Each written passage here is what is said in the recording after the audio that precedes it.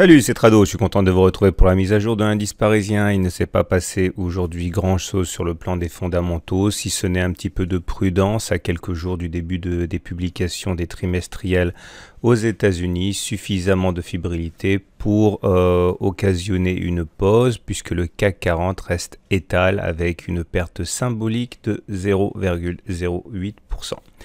Graphiquement, nous sommes toujours à mi-chemin entre la résistance forte sur laquelle sans doute beaucoup de baissiers se préparent à tenter leur chance et le support faible ici et également le gap qui, comme vous le savez, était le point de départ de cette nouvelle impulsion haussière. Je vous rappelle que le dernier trade envisagé en cours est celui du gap de continuation ici.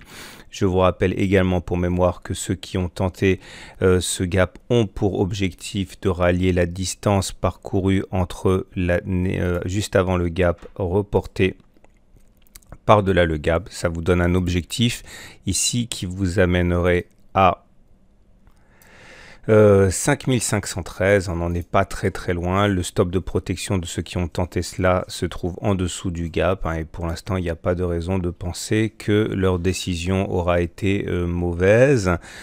Certes, cela impliquerait que l'on s'enfonce légèrement dans la zone de résistance forte, mais pas suffisamment pour qu'il s'agisse d'un pari impossible.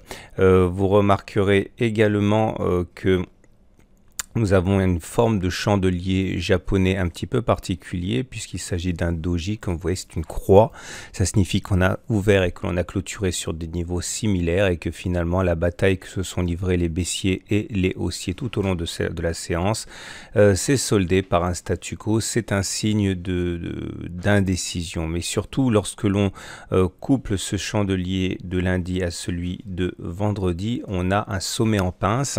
Sommet en pince qui lui aussi est une configuration d'indétermination, mais qui a surtout l'avantage de faire apparaître des nouvelles résistances en particulier, et celle-ci qui correspond en fait au sommet des deux bougies et à 5486, ce n'est pas une configuration de chandelier japonais extrêmement forte, mais ça a encore une fois le mérite de faire apparaître des résistances qui autrement peuvent ne pas apparaître. Alors par contre, pour le coup, ça peut se trader, mais je recommande pas je ne le ferai pas à titre personnel parce que ça n'apparaît pas sur une zone de résistance. Regardons rapidement les indicateurs techniques, à commencer par la moyenne mobile à 20 séances qui ne fait que confirmer la tendance haussière. Vous voyez, celle-ci est ascendante et on est au-dessus, donc tout ça c'est haussier. Et également la moyenne mobile à cette période qui est bien en dessous des cours et qui pourrait également servir de support en cas d'attaque baissière. Je le répète une dernière fois, nous avons eu un signal haussier suite au faux croisement ici qui a produit déjà de très bons résultats. Le problème maintenant, c'est qu'on commence à s'éloigner très fortement de la moyenne mobile à 20 séances. Alors il est vrai que la précédente fois, il y a eu quand même plus de 40 bougies au-dessus de la M20. Regardez, c'est ici pour mémoire si vous découvrez ce travail. Il y a eu plus de 40 bougies avant qu'on aille chercher la M20, mais généralement ça prend beaucoup moins de temps que ça pour aller chercher la M20. Vous voyez, on s'en éloigne, on y revient relativement rapidement, et plus on s'en éloigne, plus le risque d'entrée pour les retardataires est élevé, et en l'occurrence ici on peut déjà considérer qu'une entrée sur les niveaux actuels, au-delà du fait qu'il n'y ait pas de signal haussier en tant que tel, mérite d'être questionné compte tenu justement de la loi du retour à la M20 qui nous amènerait à aller chercher les 5370.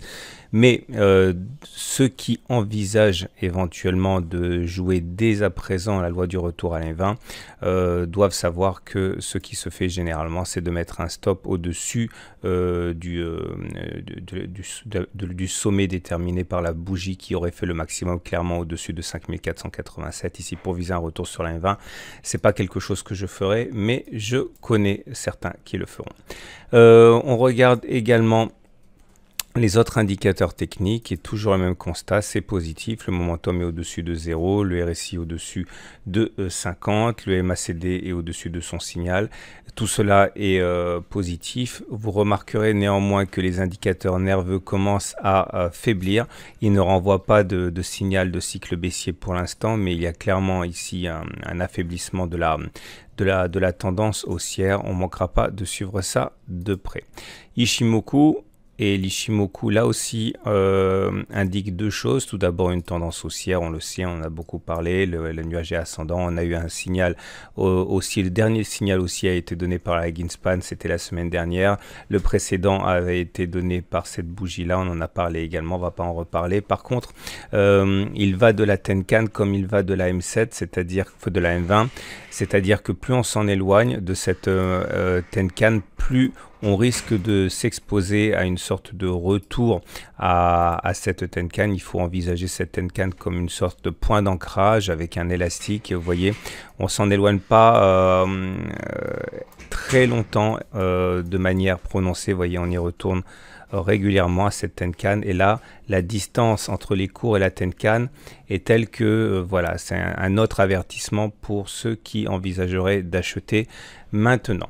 Voilà ce qu'on pouvait dire pour l'analyse technique du CAC 40. On restera très prudent dans l'attente des résultats des trimestriels américains, on l'a déjà dit. Je vous souhaite une excellente journée. Je vous invite à vous inscrire à cette journée exceptionnelle de webinaire toute la journée. Vous pouvez aller sur mon blog pour voir le programme, et vous avez une kyrielle d'acteurs reconnus dans leur domaine, des analystes, des gérants de fonds, les têtes d'affiche, vous les connaissez déjà peut-être, Philippe Béchade, Nicolas Chéron. Pour ne parler que d'eux. L'inscription est gratuite, et puis surtout, si vous vous inscrivez, vous aurez la possibilité de regarder en replay tous les webinaires qui auront été proposés ce 16 avril. Quant à moi, j'animerai le tout premier webinaire qui aura lieu en tout début de matinée. Voilà. Rendez-vous sur le blog pour plus de détails. Je vous souhaite une bonne journée. Je vous dis à demain pour la mise à jour.